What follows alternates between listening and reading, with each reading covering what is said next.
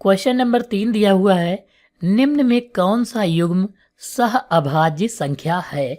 यहाँ पर क्वेश्चन में पूछा है कि सह अभाज्य संख्याएं क्या होती हैं, यह हमें जो है बताना है।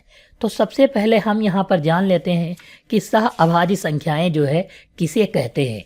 तो सह अभाज्य संख्याएं जो होती हैं वो संख्याएं होती हैं जिनका HCF जो यानी HCF का मतलब मासा जो है एक हो, वह संख्याएं जो है कैसी कहलाती हैं, सह अभाज्य संख्याएं कहलाती हैं।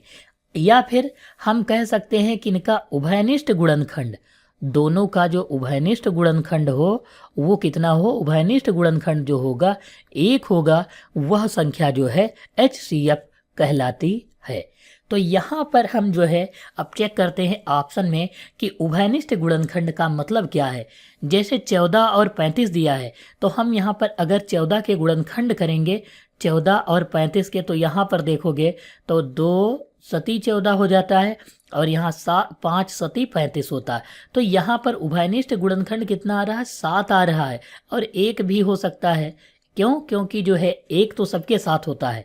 तो यहाँ पर उभयनिष्ठ गुणनखंड 7 एकम 7 आ रहा है, यानी इसका HCF जो है 7 आ रहा है। इसका मतलब यह ऑप्शन जो है गलत है। अगला है 18 और 25 दिया हुआ है। अगर हम 18 और 25 के गुणनखंड करेंगे तो 2 तियाँ 6, 6 तियाँ 18, 25 का गुणनखंड करते हैं तो 5 25। यहाँ पर आप देखोगे तो उभयनिष्ठ गुणनखंड कुछ नहीं मिल रहा है। इसका मतलब है हम 1 लिख सकते हैं दोनों के साथ में।